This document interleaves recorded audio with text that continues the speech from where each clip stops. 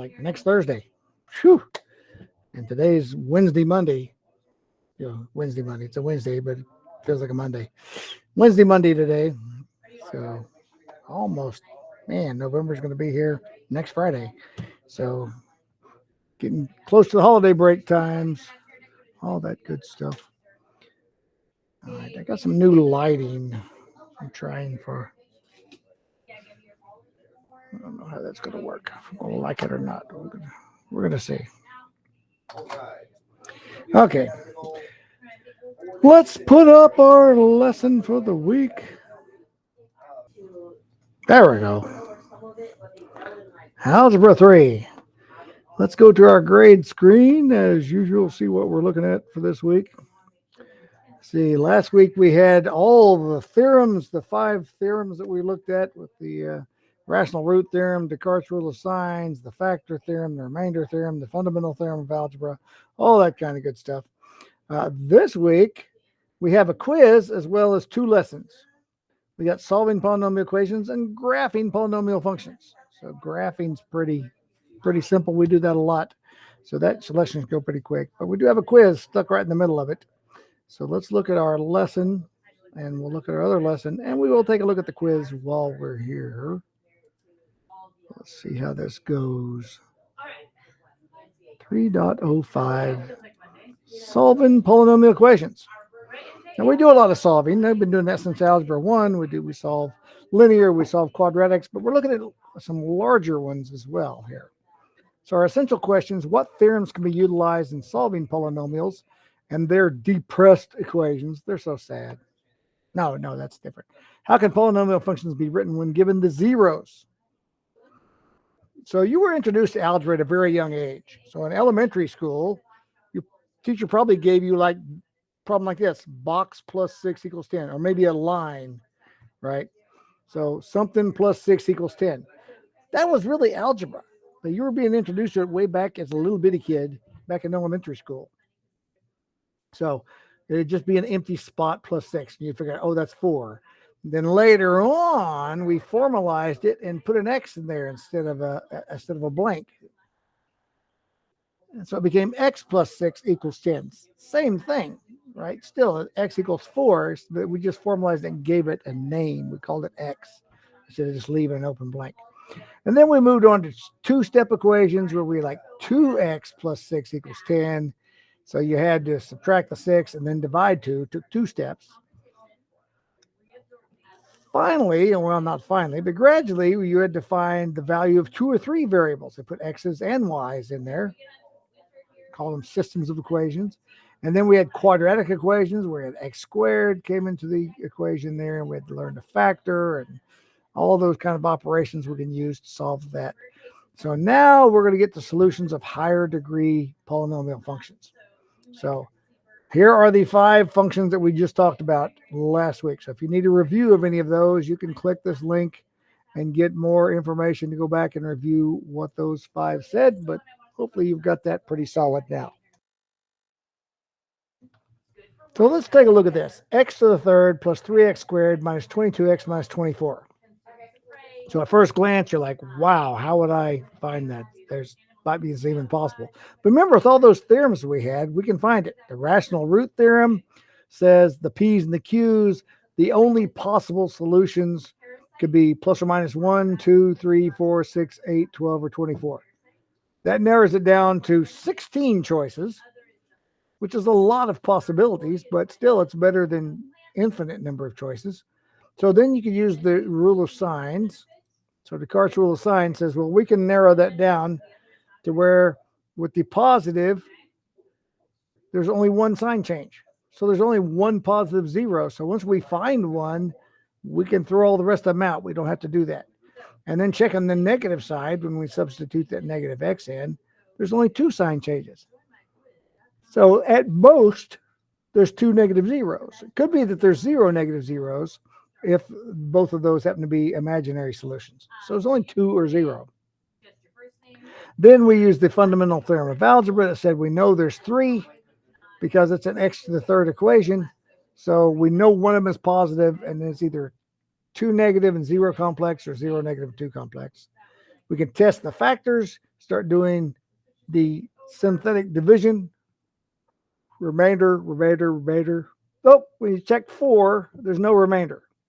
So that means that is the positive root. So we don't have to check 6, 8, 12, and 24 because we've already found the one positive solution. Write the depressed equation. What does that mean? Well, that means we know this is a factor. So we can pull that out, and that leaves us with the smaller x squared. Because the synthetic division shows us 1, 7, and 6, so it's x squared plus 7x plus 6. That's the depressed equation. So from the original equation, we've already pulled one of the factors out. So that leaves us a quadratic equation. We can find the factors of the quadratic equation, find the zeros of that. So first they check the discriminant with a equals 1, b equals 7, c equals 6. So the discriminant equals 25, which is a perfect square number. So that tells us there are two real number solutions that are integers. So that means we should be able to factor it. If it's a nice perfect square, we can factor it. So it factors to 1 plus x plus 1 and x plus 6. So the solutions are -1 and -6, which we can double check with synthetic division to find out, yes, that's correct. They do have a remainder of 0. So now we found all the solutions. One solution was 4, and then the other solutions were -1 and -6.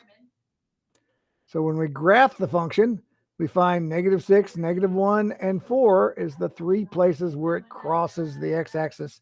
They're all real solutions. There's no imaginary solutions. And then by substituting, we could find the same thing, right? Instead of synthetic division, we could substitute 4 in and find the remainder of 0. Substitute -1, substitute -6. So that narrowed it down a lot. For 16 possible solutions, they got to it relatively quickly. All right, let's go to page 2. So here's a sample video where we're going to take another equation, x to the third plus 7x squared plus 10x minus 6, and see if we can use the rational root theorem and other solutions to find the zeros of this. So we're practicing basically everything that we learned last class. So we're putting it into practice and using it a lot more. So let's take a look at this video then. The first step is to determine the possible rational zeros of the function. You can do this by applying the rational root theorem. For this function, the p-value is the constant term -6. The factors of -6 are plus or minus 1, plus or minus 2, plus or minus 3, and plus or minus 6. The q value is the leading coefficient of 1. 1 is divisible only by itself and -1. Take each factor of p and write it as a fraction with each factor of q as the denominator.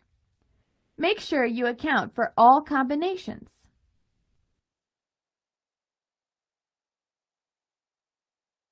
These fractions may all be simplified. So, the factors of p over q are plus or minus 1, plus or minus 2, plus or minus 3, and plus or minus 6. The next step is to determine the possible number of positive real, negative real, and complex zeros for this function. You can do this by applying Descartes' rule of signs. First, to determine the possible number of positive zeros, count the number of times the sign changes in the function, reading it from left to right. In this case, there is only one sign change. So, there is only one positive zero of the function. To find the possible number of negative zeros, substitute every instance of x with negative x. Then simplify. Count the number of sign changes from one term to the next. There are two sign changes. This tells you there are either 2 or 0 negative zeros for the function. To determine the possible number of complex zeros, subtract the possible number of positive and negative zeros from the total number of zeros. In the second case, if there is 1 positive zero and 0 negative zeros, 2 complex zeros are possible. To summarize, the function of f of x equals x cubed plus 7x squared plus 10x minus 6 has 1 positive zero, 2 or 0 negative zeros, and 2 or 0 complex zeros. Next, determine the actual zeros of this function by testing the factors. The zeros of a function represent the values of x that make the function equal to 0. So, replace the function notation with 0. Recall the information from steps 1, 2, and 3. Test the possible solutions using synthetic division and the factor theorem. Begin with the possible positive rational solutions, 1, 2, 3, and 6. Start with factor 1.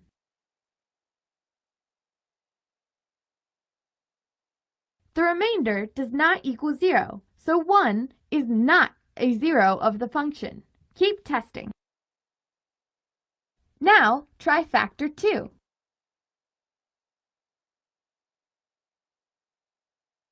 This remainder does not equal 0 either.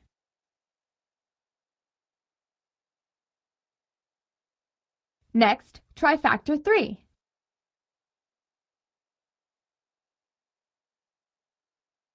Three doesn't work either.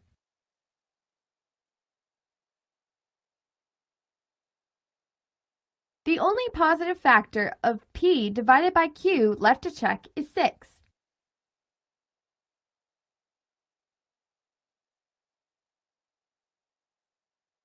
Uh-oh! All of the possible positive rational zeros have been tested, but none of the remainders are equal to 0. What should be done now? Let's try the negative factors to see what happens. Start with negative 1. Negative 1 didn't help. The remainder is still not 0.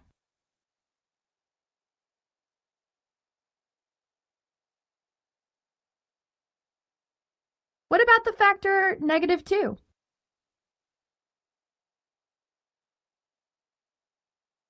Negative 2 does not work.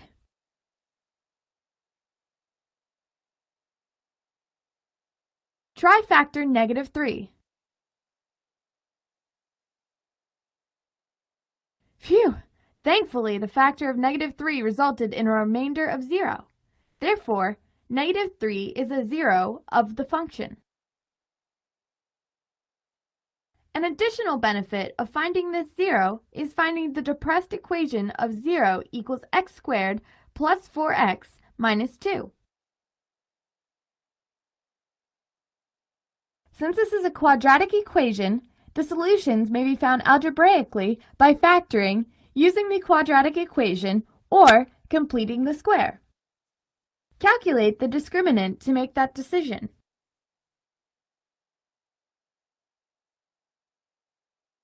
The value of the discriminant is a positive, non-perfect square integer. This means the quadratic cannot be solved by factoring. Use the quadratic formula instead. Substitute the values of a, b, and c from the function into the quadratic formula. Using the order of operations, simplify the exponent first. Continue the order of operations by multiplying the appropriate integers. Combine the terms within the radicand. Simplify the radicand.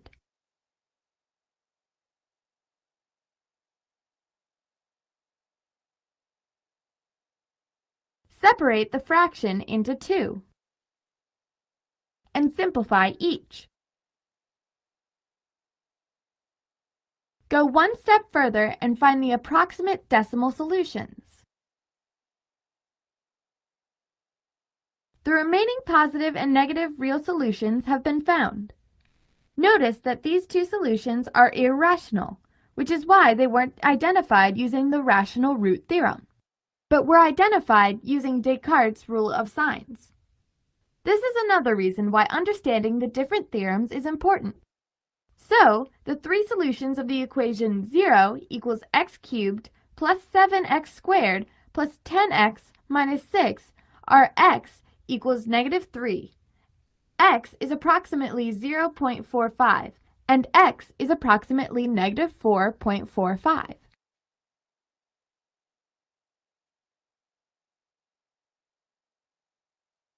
Take a look at the graph of this function. Notice that the zeros of the function represent the x-intercepts of the function.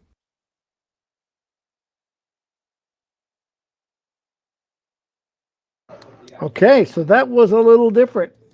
See, last time when we used the rational root theorem, it told us the possible, like 1, 2, 3, it's 6 and all that. But for this problem, there was not a rational positive solution because they checked all four of those and none of those were there was a positive solution. It just wasn't a rational solution. It was 2 plus the square root of 6, right? And 2 minus the square root of 6. There was different numbers that were not rational. So that's why we wasn't able to find it with synthetic division. But as soon as we found one, we got it down to a quadratic equation. So we have to use those theorems in conjunction with one another, and we still was able to get the solution. So that was a big, terrible, can't factor it nicely because it's not rational. And still, she solved it all in 8 minutes. We could have worked an hour on that if we didn't know those theorems. Might never got to the bottom of it. Okay, so examine the possibility of sketching the graph in example 1. Finding the y-intercept would also be helpful. Well, we know the y-intercept, x to the third plus 7x squared plus 10x minus 6. When you have the y-intercept is when all the x's equal 0. So every term that has an x in it will go away because it's all x equals 0. So you can just look at the constant to know where the y-intercept would be. So it's going to cross the y-axis at negative 6. All right, so now they have an x to the fourth equation. So we know the fundamental theorem of algebra tells us there are 4 zeros for this equation. So let's work through their example. All right, they got 5 different pages of that. So determine the possible rational zeros. So what is the p value? So remember, the p is the constant. So let's see, the p value of the function, determine the possible rational zeros. So the p is 14, right? Because that would be the constant, p's over q's. Okay, let's go to the next one. What are the factors of p? Well, the only ways you can get 14 is plus or minus 1, 2, 7, and 14, right? 1 times 14 or 2 times 7. And it could be plus or minus. Could be minus 1 times minus 14 or a positive 1 times positive 14. So that's all the factors. Plus or minus 1, plus or minus 2, plus or minus 7, plus or minus 14 for P. Okay. What is the Q value? That is the coefficient of the largest term. In this case, x to the fourth shows no coefficient, so we know the coefficient is just 1. And then we'll go to the next value here. What are the factors of 1? Well, that's easy. It's either negative 1 times negative 1 or 1 times 1. So since we have 1s, that makes it easy. It's just the factors of P because putting it over 1 doesn't really help anything. So the P is plus or minus 1, plus minus 2, plus minus 7, plus minus 14 over 1 or negative 1. So we like that because it's just the 1, 2, 7, and 14. So there's only 8 possible rational roots for that equation. So when complex zeros are discovered, sketching a graph can be difficult because, imaginary zeros don't show up on a graph. So the fundamental theorem of algebra says there are 4 zeros. However, there's only 2 real zeros. If you check all, they didn't check all of these, but they're saying if we went through and checked them all, oh, here's step 2. Okay, we didn't get it. We didn't go through the steps. How many times does the sign change? Positive, negative, negative, positive, positive, negative, negative, positive. So there are 4 sign changes, which means there's possible 4 positive roots, or there's 2 or there's 0. 4 sign changes. Okay. How many positive real zeros exist? There could be 4, could be 2 of them are imaginary, could be all 4 are imaginary. Because remember, imaginary zeros always come in pairs. If there's 1, there's 2. If there's 3, there's 4. Because there's always pairs of them. All right, submit that. All right. Oh, they want, okay, try again. They said enter it from least to greatest. I went from greatest to least. They want 0, 2, or 4, not 4, 2, or 0. So that's why it said it was wrong. It's like, yeah, we usually list biggest number top. Now determine the possible number of negatives. So when you substitute negative x in, now it's x to the fourth plus 9x to the third plus 15x squared plus 9x plus. How many sign change? None. There's no negative real rational roots, right? Because there are no sign changes. That's positive all the way across. All the terms are positive. How many negative zeros exist? There's none. Guaranteed. There are no negative zeros. So how many total? Well, it's a 4th degree, x to the 4th, so we know that there's 4. Okay, so one more step. Considering all the possibilities, how many complex zeros exist? And your answer is from least to greatest. Well, if all 4 positive ones are real, then there's no complex. Could be 2, could be all 4 of them are imaginary. All right, that's all the possible combinations. All right, step 3. The zeros represent the value of x that makes the function equal to 0. So we could just use function notation with 0, replace that, and determine the zeros. There's the factors of p over q, 1, 2, 7, and 14, plus or minus. We know how many can be positive, how many can be negative, how many can be complex. So is 1 a solution? What is the depressed equation? So we would substitute 1, or we'd use synthetic division, but we could substitute 1 in for x. Remember, there's 2 ways to do that. We either use synthetic division to divide 1 in there. So that'd be 1 minus 9. So that'd be negative 18. I'm sorry, negative 8, not 18. 1 minus 9 is negative 8. Plus 15 is a positive 7. 7 minus 9 is negative 2. Plus 14 is 12. So 1 is not, see, 12 is the synthetic division. You get 12 also. 1 is not a solution. Is 2 a solution? Well, let's see. I'm going to write this on paper. Let's work this. All right. I've got a new light reflected over here. Trying to make this focus better and show up better. So I added some additional lighting. So we're checking 2. So I'm just going to substitute 2 in. I can do synthetic division. You can do it either way. But remember, it also works by putting 2 in for x.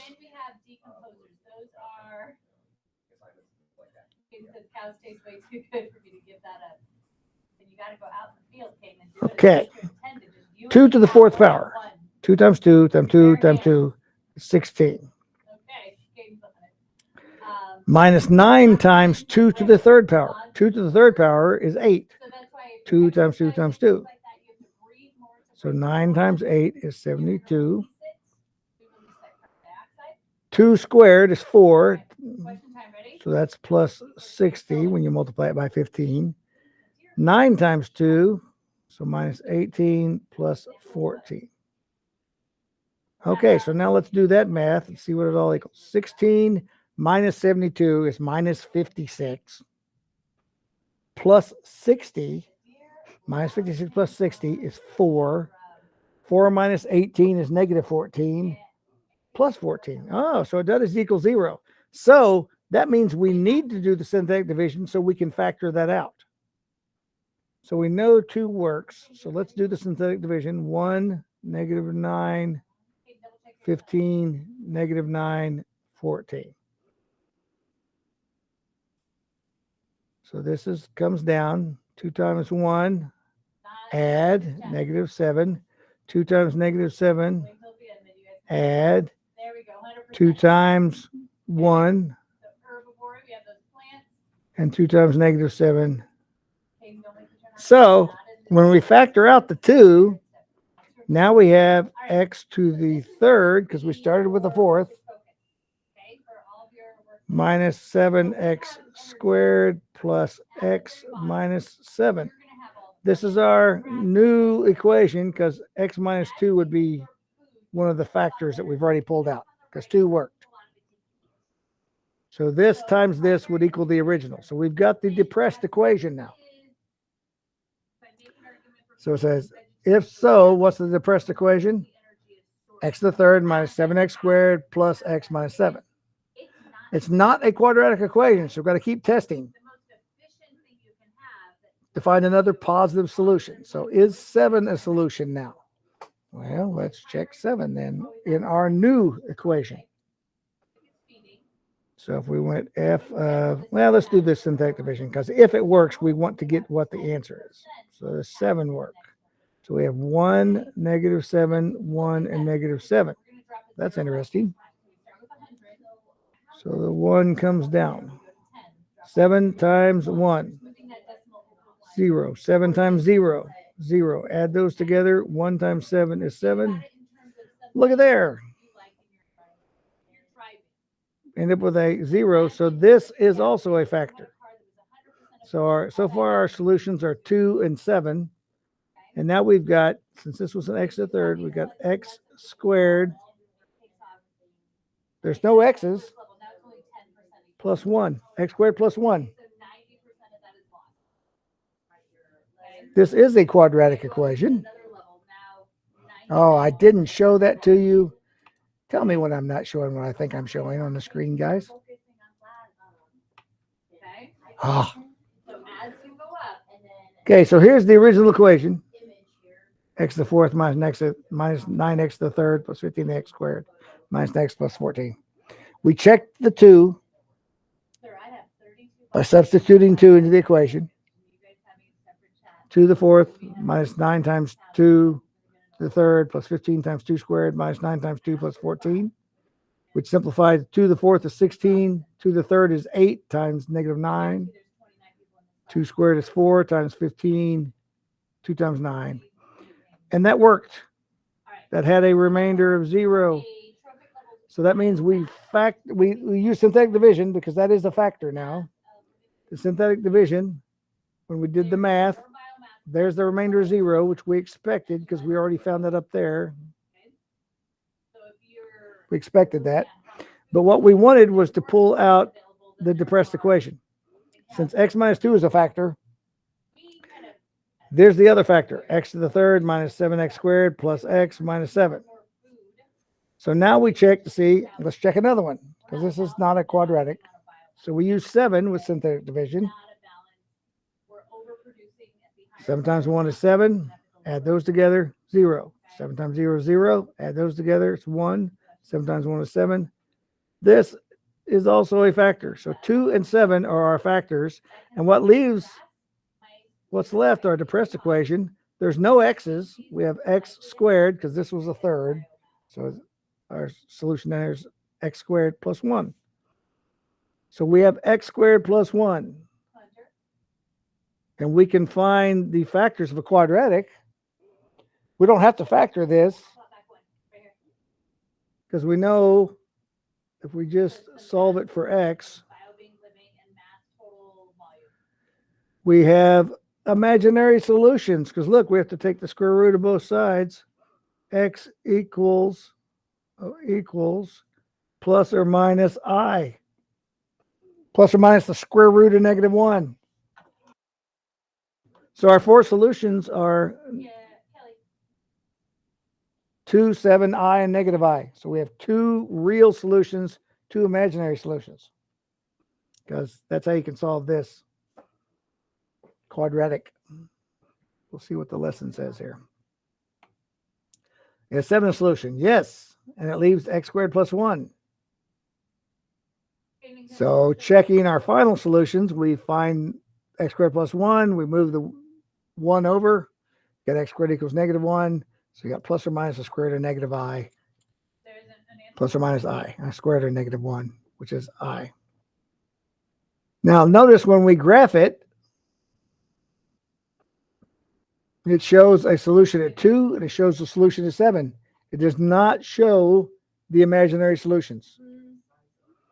Does not show imaginary solutions. So it says when complex zeros are discovered, sketching the graph can be difficult. We know there's 4, but there's only 2 real ones. So that's why it helps to have like Desmos to actually graph it, because we only have 2 of the 4 possible zeros. So remember, the conjugate of a binomial is another binomial whose terms are identical but opposite signs. Like if one of our solutions is 3 minus the square root of 5, the other one would have been 3 plus the square root of 5. All right, conjugates. But with a complex number, 7 plus 10i, 7 minus 10i. So if we have just plus I, we know minus I is going to be the other one. Let's see, more on solving polynomial equations. So let me see what we have on the next page before we decide if we want to do that one or not. Writing polynomials. So let's solve this one too, because we need more practice. We need more practice. So we're going to solve this one as well. Let me write it down first and I'll switch it on the screen. Don't get lazy on these. You need to practice these and they'll seem easier and easier.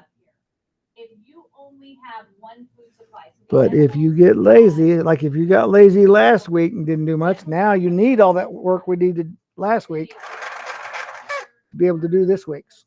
Okay, so the first thing we need to do is decide the possible rational zeros. P over Q. Q is nice again, right? Q is a 1 plus or minus 1, so we don't have to worry about over 1. So whatever the factors are P is going to be the factors that we can use. So what numbers can we do for P? Plus or minus 1 and 30 is always true. What else multiplies by 30? I'm going to need more room. Let me write this over here.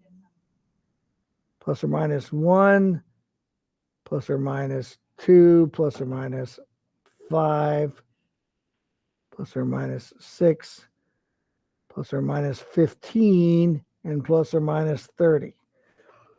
That should be all the numbers that can multiply together to be, I can bring this a little closer. It should be all the numbers that can multiply together to be 30. 1 times 30, 2 times 15, 5 times 6. Oh, there's more in there. 3 and 10.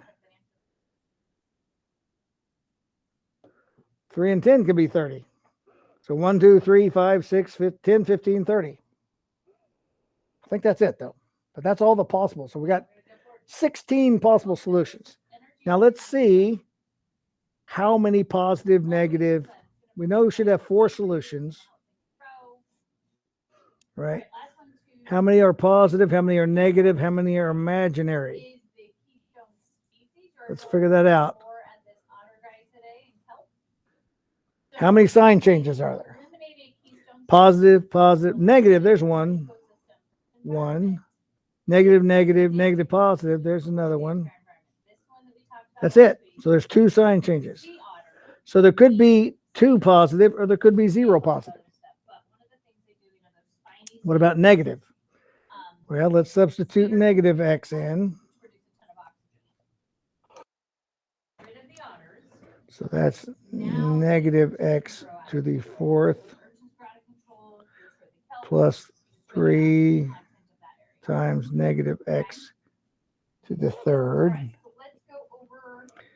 minus 15 times negative x squared. I don't know if this lighting's helping that much or not. Let me see if I can change the color of it. Maybe that helps it. Minus 19 times negative x plus 30. So let's simplify that.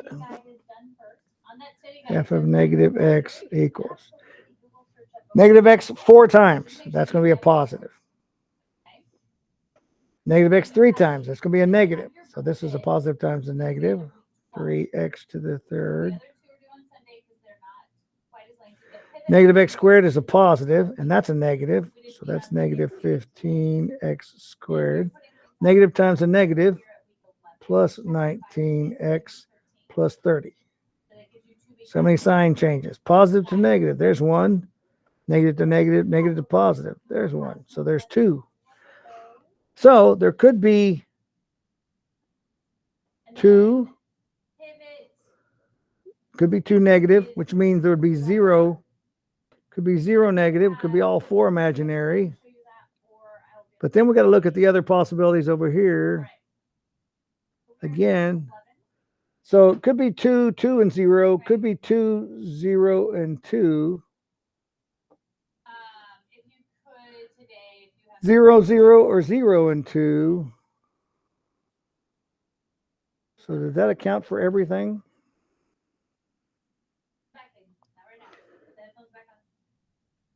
With 2, 2, 0, 2, 0, 0, 0, 0 there.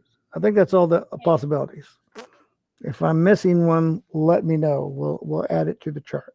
There we go. Thank you, All right. So it could be 2 and 2, could be 2 and 0, could be 0 and 2, could be 0 and 0. Yeah. So that's all our possibilities. It may not be the best order. Maybe I should put 2 and 2 first and 0 and 0 second, but that checks everything. So we need to start checking to see with let's just use synthetic division. We'll start with 1. So 1, 3, negative 15. Make sure I'm going to my original up here. Negative 19 and 30.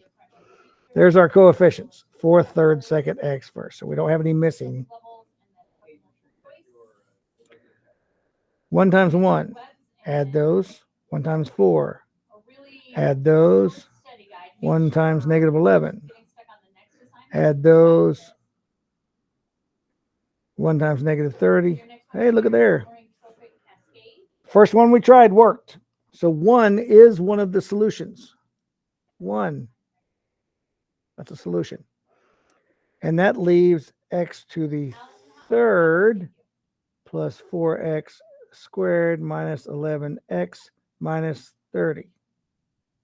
Okay, that is the depressed equation. So that's where we'll start now. We found 1 positive. So now we know that this is not going to happen. Anytime there's 0. We know there's going to be 2 because we found 1 already. So let's try the next one, 2. So 1, 4, negative 11, negative 30. Bring the first one down. 2. 6, 2 times 6. 1, 2 times 1, negative 28. Okay, 2 didn't work. Let's try 3. 3 is our next one in order here. 1, 4, negative 11, negative 30. Bring down the 1. 3 times 1 is 3. Add those. 3 times 7 is 21. Add those. 3 times 10 is 30. Oh, there's another one. We found another solution. So that means 3 is our other So now we don't have to check 5, 6, 10, 15, or 30. Because we found our two positive. That's all there can be. There can't be more than two. So that helps. And that leaves us with x squared plus 7x plus 10. So let's check the discriminant to see if it's factorable. So A, B, C. So B squared is 49 because that's 7 squared minus 4 times 1 times 10. 49 minus 4 times 1 times 10. That's 40. 49 minus 40, 9. So the discriminant equals 9, which means this is factorable because this is a square. This, if we took the square root of 9, it's 3, right? Plus or minus 3. So that means this is factorable because this is a perfect square. So we should be able to factor this. It's positive. They're both positive. What adds together to be 7 but multiplies together to be 10? That's 2 and 5. X plus 2, x plus 5. Set that equals 0. X plus 2 equals 0. So x equals negative 2. That's another solution. And x plus 5 equals 0. So x equals negative 5. That's our other solution. So there are the 4 solutions we found for x to the 4th plus 3x to the 3rd minus 15x squared minus 19x plus 30. Let's graph that to confirm all of our work was correct. F of x here equals x to the 4th. I'm going to turn it off for a second to get this all typed in. For the big reveal, plus 3x to the 3rd minus 15x squared minus 19x plus 30. Okay, we expect zeros of 1, 3, negative 2, and negative 5. 3, 1, negative 2, negative 5. Look at there. We have the correct solutions. We did it algebraically using our theorems. There's what it looks like. It's a big skinny W. Dips down, back up, down, back up. We expect, since the end of the equation over here on the right was plus 30, that is the y-intercept. There it is. Because when all the x's are 0, that's when it crosses the y. But our work was correct because we got all the correct zeros for that equation. So there it is. Using our theorems, we were able to narrow it down to a small list of numbers instead of an infinite amount of numbers.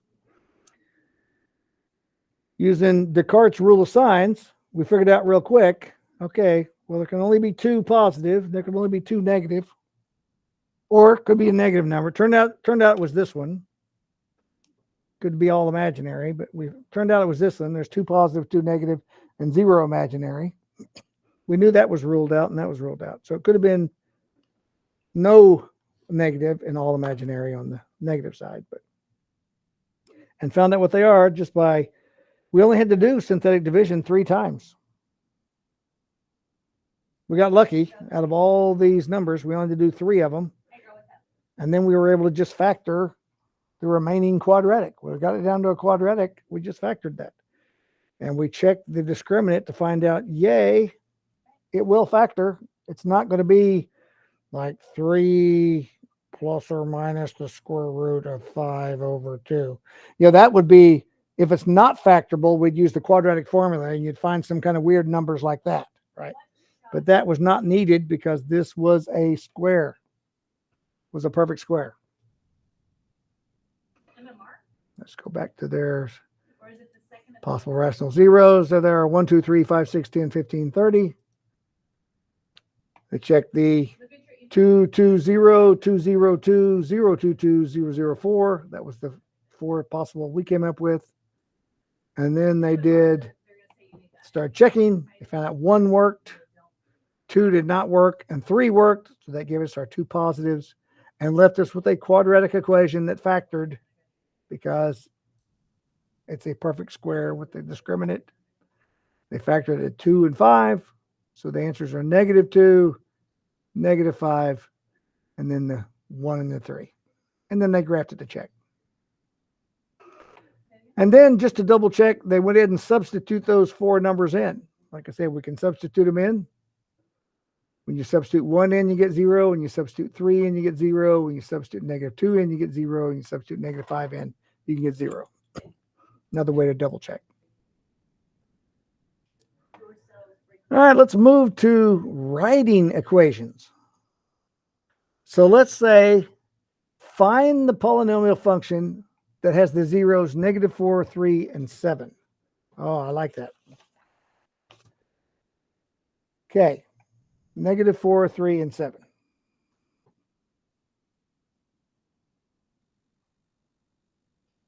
Okay, the first thing we know is this is going to be an x to the third because there's 3 zeros.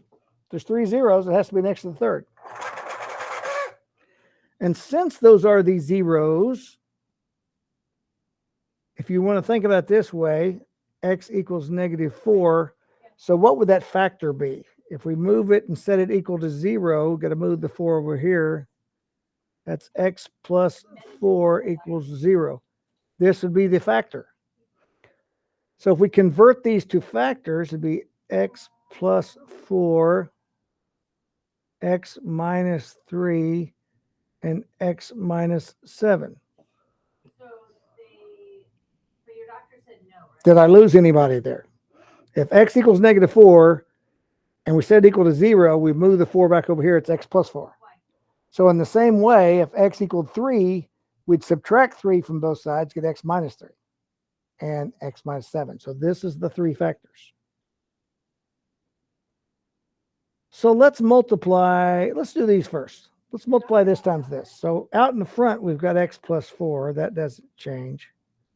But now we've got x times x, x squared, x times -7, -3 times x, -3 times -7.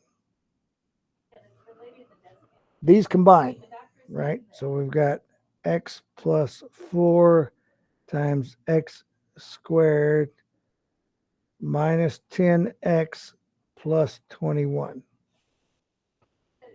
So I just multiplied x minus 3 times x minus 7. Now let's multiply this times those. So we have to take the x times each term. So x times x squared is x to the third. X times -10x is -10x squared. And x times 21, 21x. Now let's do the same thing with the 4. 4 times x squared. 4 times -10x. And 4 times 21. Now we have to combine like terms. So where all do we see like terms? Well, let's see. -10x squared and +4x squared. Those are both x squared terms. So there's only one x to the third. But let's combine these. -10 and +4 is -6x squared. Okay, so where else do we have? Let's see, we got 21x and -40x. Those are like terms. So +21, -40, -19x plus 84. So this is the equation for these zeros. Let's graph this equation and see if that is where the zeros are. So if we go back here to Desmos, get rid of that one. We'll do y equals x to the third minus 6x squared minus 19x plus 84. Where's our zeros? -4, 3, 7. -4, 3, and 7. So this is the equation that has the zeros of -4, 3, and 7. So they basically did the same thing. They said if you got x equals -4, you set it equal to 0, you got x plus 4, x minus 3, x minus 7, and then you just multiply them together. Now they multiplied x plus 4 times x minus 3 first. It doesn't matter if you have 2 times 3 times 4. It doesn't matter if you multiply 2 times 3 first or 3 times 4 first, as long as you multiply all three of them together. But they end up with the exact same equation. X to the third minus 6x squared minus 19x plus 84. It's not a real quick thing. We almost have like an hour left of class there. We have 40 minutes left. And then they went the other way and found the zeros going backwards through the process that we just did earlier to confirm that those are the 3 zeros. I just graphed it to show that. Now, here's a good thing.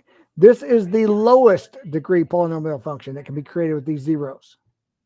But we could add another random zero and have a polynomial function that's a higher degree, right? We could have a x to the fourth, x to the fifth, x to the sixth that have those same 3 zeros, that have these same 3 zeros.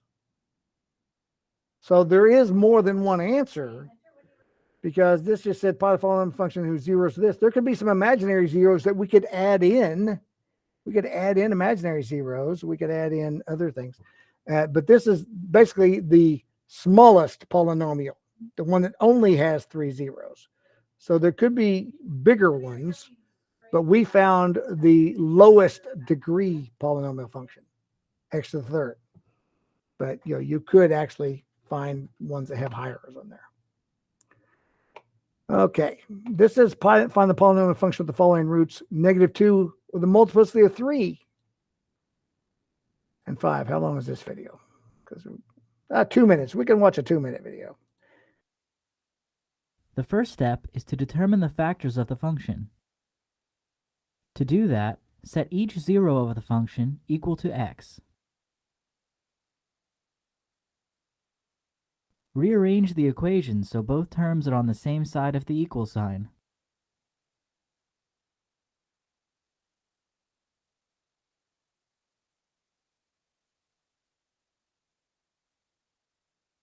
The factors of the function are represented by each of the expressions involving x, and can be written as x plus 2 times x plus 2 times x plus 2 times x minus 5 equals 0.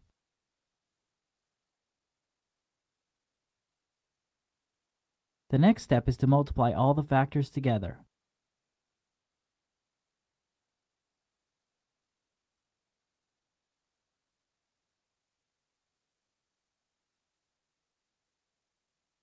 Substitute the function notation for 0, and the result is the polynomial function with the zeros, -2 of multiplicity 3 and 5.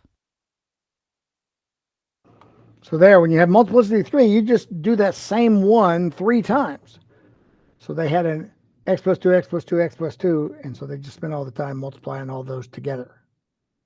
But that's the way that's going to work. Here's another one where they have 1 with multiplicity 2 and 5i. So that one gets a little tricky, because if you have 5i, they didn't tell you, but there's also a -5i. Because remember, imaginary zeros always come in pairs. So here's the 4 factors they have to multiply together.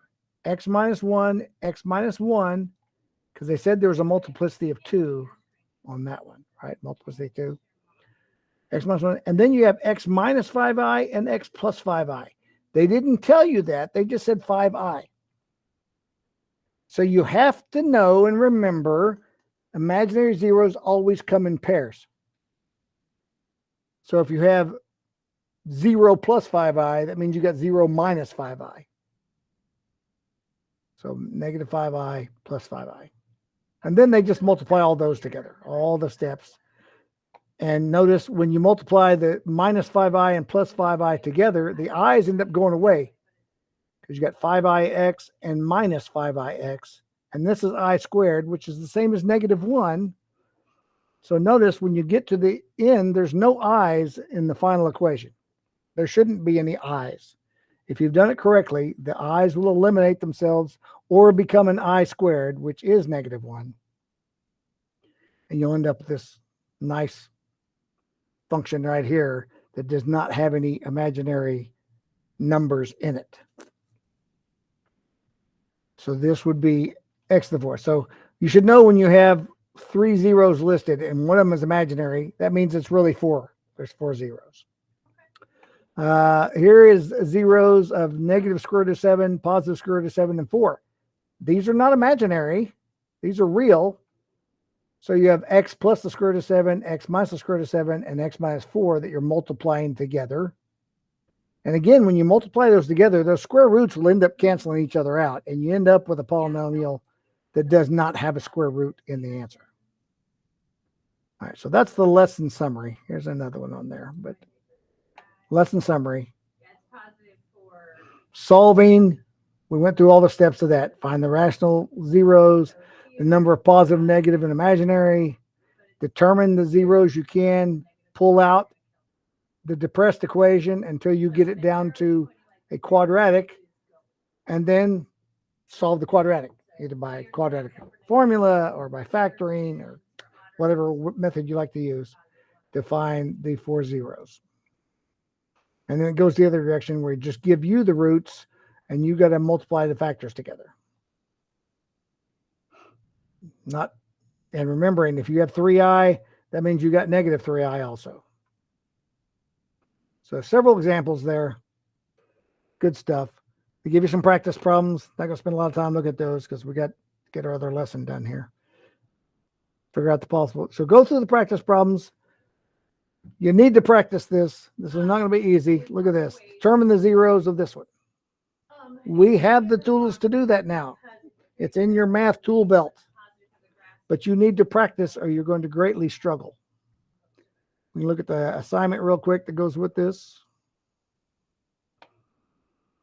What are the zeros of this x to the 3rd? What are the zeros of this 4x to the 3rd? Here's another x to the 3rd. Here are the zeros. Which of these equations does that match? That's where you multiply the factors together.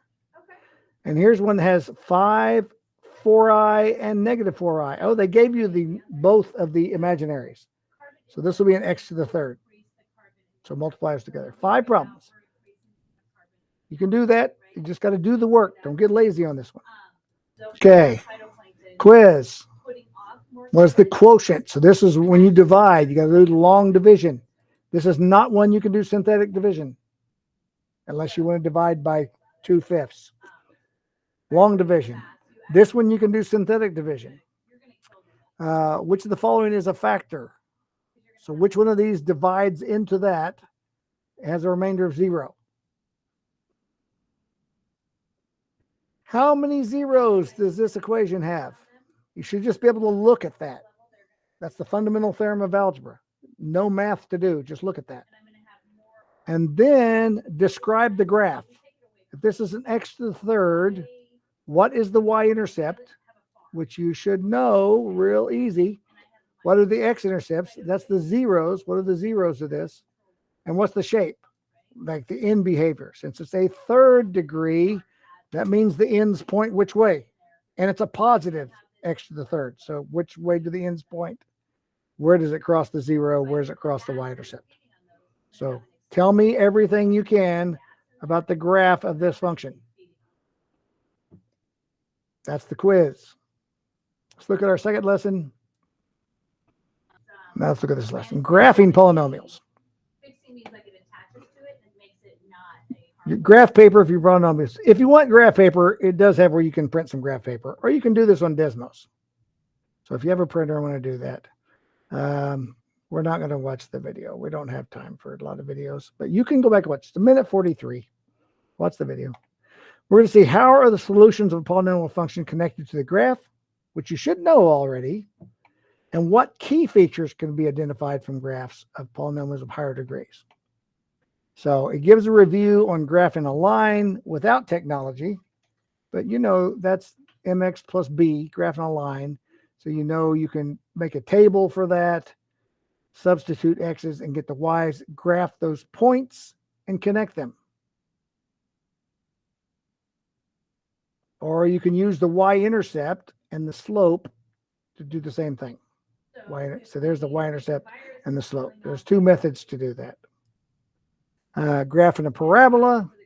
Again, you make a table, find the vertex. Negative b over 2a finds the vertex, but you can make a table. Where is it at? Yeah, there's a table. 0, 7, 1, 1, 2, negative 1, 3, 1, 4, 7, and then graph the parabola. So that's just a review over those from before. But let's see about a third degree. It's a cubic function, so it'd be like x to the third.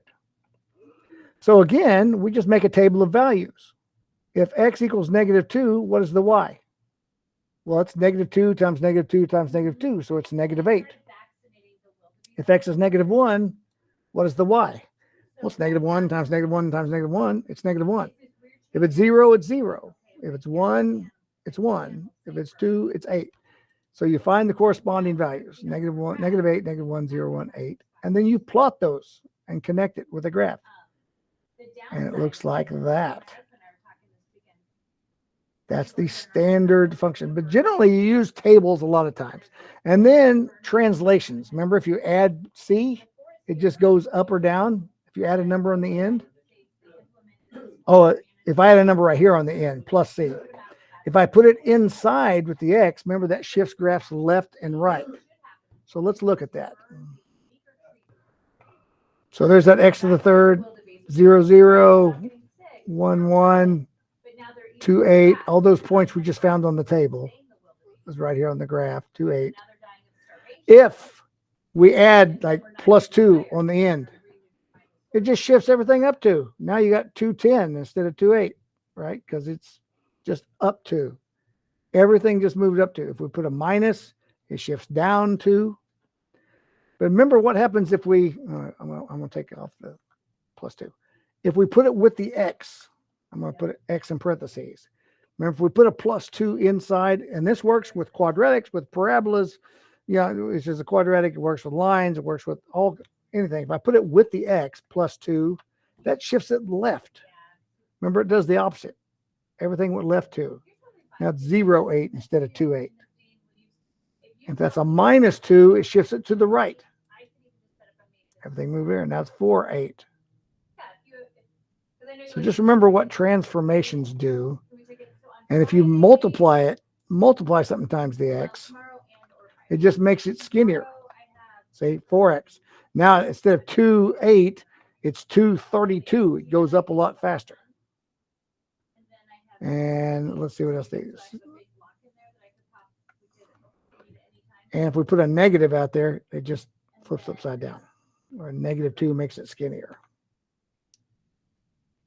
All right. Graph the cubic function x plus 2 to the third power. So find the turning point. The turning point. It was at the origin, but you set it equal to 0. Find it equal to 0, it's going to be at x equals negative 2. So when we did x plus 2, see now it's at x equals negative 2. That's the turning point. Select the x coordinates for the table of values. You'd want to do it around the turning point. Since the turning point's negative 2, we're going to choose 0, negative 1, 3, and negative 3, and negative 4. Substitute those x's into the equation to find the y's, 8, 1, 0, negative 1, negative 8. And then plot those and do this. Now we have Desmos, so we can use Desmos on this, but it's important to understand what it should look like. A fourth degree function. Let's take off this. Fourth degree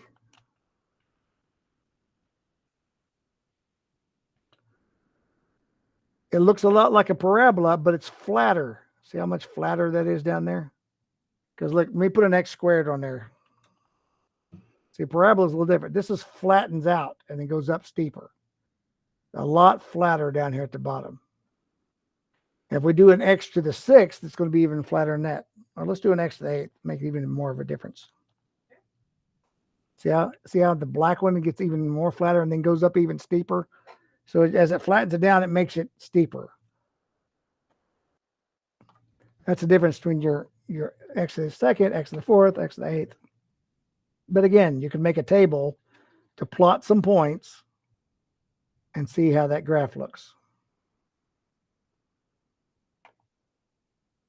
So what can be said about the ends of a graph when the degree is an odd number? And what can be said when it's an even number? That's the important thing to remember. If the end of the graph is an even number, fourth, second, eighth, 23rd, 22nd, I mean, whatever, both ends are going to point the same way. If it's negative, they're both going to point down. If it's positive, they're both going to point up. If it's an odd number, let's say seventh,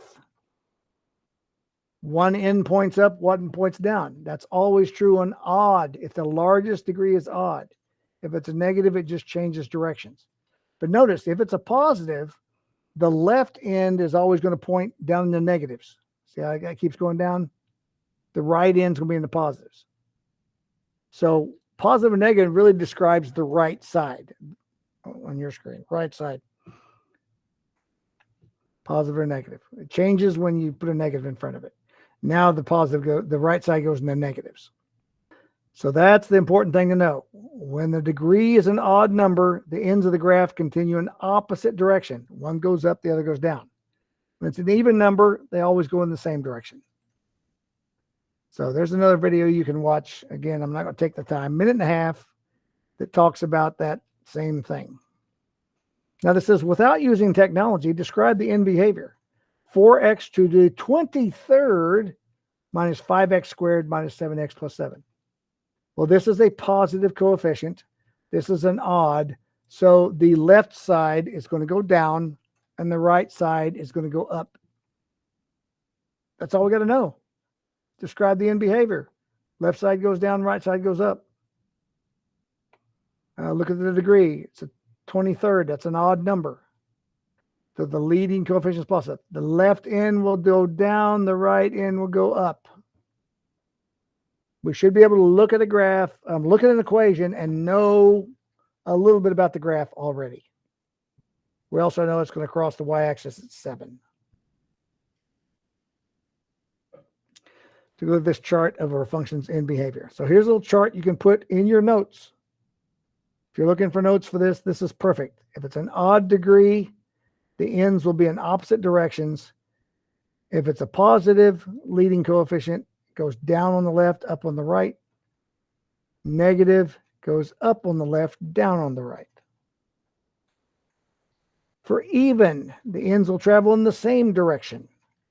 If it's positive, they'll both go up. If it's negative, they'll both go down. Don't make that more complicated. That's very, very simple, and it'll be true for all odd and even degrees. Now, with technology, it says graph this and then describe its end behavior. So let's copy this over. It won't copy the degrees, so I got to fix that. See, it didn't put that to the 4th degree. It didn't put that to the 3rd degree. There. When I fix that, to the 4th, to the 3rd, to the 2nd. Okay, describe the end behavior. The left and right ends both go downward. Is that all they're looking for? Describe the end behavior. The far left and right ends of the graph continue downward. That's all it's looking for. The left and right sides both go down. Because it's an even number and it's a negative coefficient. We knew that before we graphed it. Even number, negative coefficient, both ends going down. Example 2.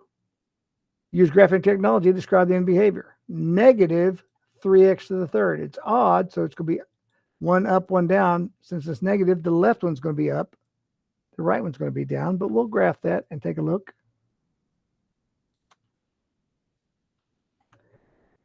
Third, second.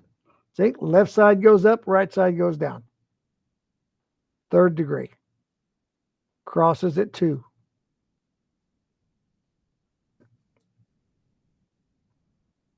Yep.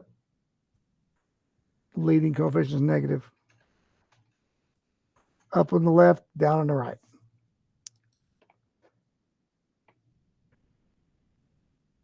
The x-intercept is found by substituting 0 for y and solving for x, right? We know how to do that. Solving quadratic, set it equal to 0. But when we graph it, we just look to see where are these zeros. So using graphing technology to find the x-intercept just requires a few steps. You just graph it, and then you can click on Desmos to see where those are. This one is -1, 1, and 3. That's the 3 solutions for this equation. Let's see, check answer. Or what question did they ask us?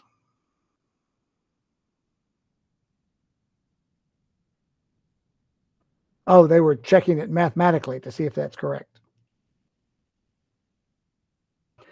Not every function has x-intercepts.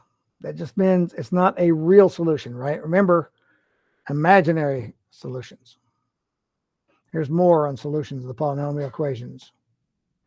Approximate the real number solutions to this one. 2x to the 4th, let's do to the nearest 100th. So let's put it on a graph. Let's fix this to where it's actually to the 4th, to the 3rd, to the 2nd. All right, there it is. It wants to know the solutions to the nearest 100th. So 2 decimal points. So let's zoom in here. 0.51, negative 0.51, because we have to round up because that's a 7. And this one's 2.31 because that's a 5. So those are the solutions. They're not rational solutions. They're irrational numbers, but estimating them, graph it, find the x-intercepts. 2.31. And then they verify the solution, -0.51, 2.31. And when they verify it, notice it's not going to be totally equal because that's rounded. 0 equals about 0.03. That should be about right. About 0.05. Yeah, that's probably right. So when they were trying to verify it by substituting those numbers in, it didn't exactly equal 0 because we rounded it. Approximate the real number solutions of this. -3x to the 3rd. Make that the 3rd. All right. Only one solution shows. The other 2 must be imaginary, right? Because there's 3 solutions. It's a 3rd degree. So it's 1.72. There's what the graph looks like. And we found it at 1.72. The others are imaginary solutions. Key features. Average rate of change, increasing versus decreasing, minimum, maximum. None of this is new. You saw this before in Algebra 2. The average rate of change, that is the slope between 2 points. Average rate of change. Increasing versus decreasing. When is it going up? When is it going down? And maximum is the minimum. So we can look at this. Let's see. Do I have any graph paper? I do have a sheet of graph paper. We can calculate all of that real quick. And this should be, yeah, lesson summary. This is the end of it. Lesson summary. So you have the lesson summary right there. All right, we're going to look at these last few concepts they talk about. Let's draw a graph.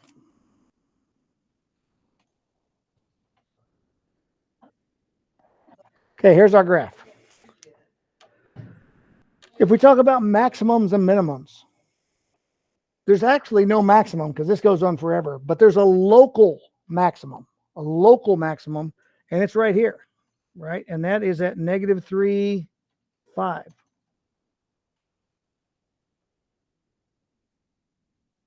-3, 5 is a local maximum because both sides of it's smaller. That's the tallest part of that graph. Just like this is a local minimum. It's not the absolute minimum because the graph goes down forever, but this is at -3, +3. Sorry, the x is a positive. 1, 2, 3. So this is at 3, -3. Local minimum. Local max. Local min.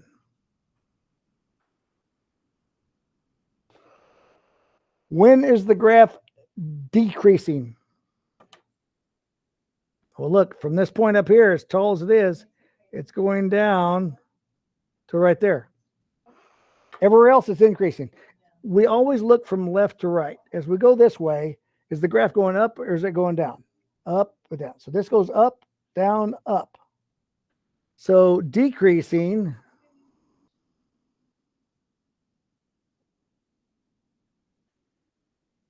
boy, write that better. Decreasing from -3 is less than x is less than 3. So in between -3 and 3, and I'm just looking at the x's, from here to here, that's when it's decreasing. Because when the x is 3, it's up here at 5. I'm sorry, when the x is at -3, it's up here at 5. But as it goes this way, see, it keeps dropping until it gets to here. When it gets to here, it's at its lowest point. It's no longer decreasing. So we could say this way, or we could say from -3 to 3. Decreasing from -3 to 3. Or -3 is less than x is less than 3. This is where it's decreasing. Increasing from -infinity all the way until -3. And 3 to infinity. From -infinity all the way up till 3, it's increasing. And after 3, it increases all the way to infinity as well. So basically, that's talking about all the x's till it gets to right there, and all the x's after that. -infinity to -3, and 3 to infinity. Now, the only other thing that's important to talk about is the average rate of change. And that requires 2 points. Average rate of change. And when you see average rate of change, I want you to think one word. Slope. That's all it's asking about. If I said, what is the average rate of change? I have to give you 2 points from x equals -6 to x equals +6. What's the average rate of change from x equals -6 to x equals +6? Well, where is x equal -6? 1, 2, 3, 4, 5, 6. What does it equal there? Y equals 0. What does x equal at +6? 1, 2, 3, 4, 5. Oh, it's right there. What's the average rate of change? 0. Because the slope between there and there is 0. Right? That's the slope. Now, what if I said between x equals -3 and x equals 3? X equals -3 to 3. Well, we use the slope formula. So let's start on this one from -3 minus 5, because that's the y values, over 3 minus -3. -3 minus 5, -8. 3 minus -3, 6. So the slope is -4/3. That's the average rate of change between here and there. Every one that we go over, it goes down 4/3 till it gets to right there. You use that slope formula. y2 minus y1 divided by x2 minus x1. You're just figuring out the slope between 2 points. And you're saying, what if I drew a straight line? That's all you really want to know. If I drew a straight line, what's the slope of that line? Apparently it's -4/3. Which means it goes down 4, 1, 2, 3, 4, and over 3. It does. It goes over. and then goes 1, 2, 3, 4 over 3. Negative 4/3. That's the slope of that line. Average rate of change is just draw a straight line between those 2 points and figure out the slope. Don't overcomplicate that. Average rate of change is slope. Average rate of change is slope. All right. Then you have practice problems. And the assignment is what's the resulting function when you shift it 1 to the right? Ooh, that's interesting. What's the average rate of change for this function from x equals -1 to x equals 1? Well, graph it. I would graph this. I'd graph this right here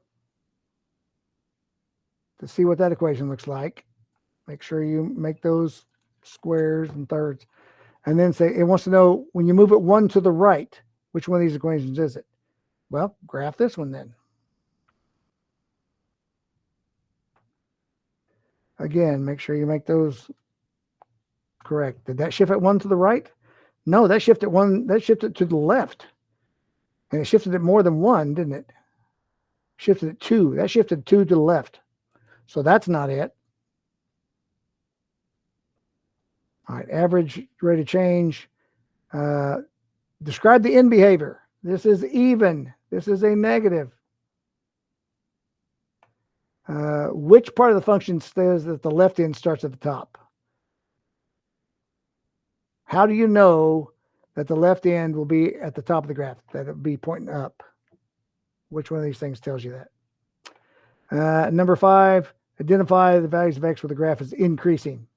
Where is it increasing? When you graph this, you put that on a graph. Where is it increasing? From x equals -2 to x equals -1, 0 to 1, 1 to 2, 2 to 4. So, all right. If you struggle with any of that, you'll have to email me and we'll have to get together because it's a B-Day Friday. We don't have another class period. So if you struggle with any of that, email me. I'll help explain it. I'll do what we can. We'll meet if we need to. But 2 lessons and the quiz. You have the quiz this week. It's stuck right in the middle in there. So trying to get this wrapped up. Next week we'll be testing on this unit. We're gonna wrap this up and then cover one more unit before the end of the semester. So that'll be around Thanksgiving and all that good stuff. I think we just have one more. Yeah, pretty sure. All right, guys. And we were running quick right there. We were busier than a one-legged man in a butt kicking contest. But we made it. So I'll let you guys go. Have a great week. We don't have any more A days. So enjoy your Wednesday, Monday. We'll see you next time.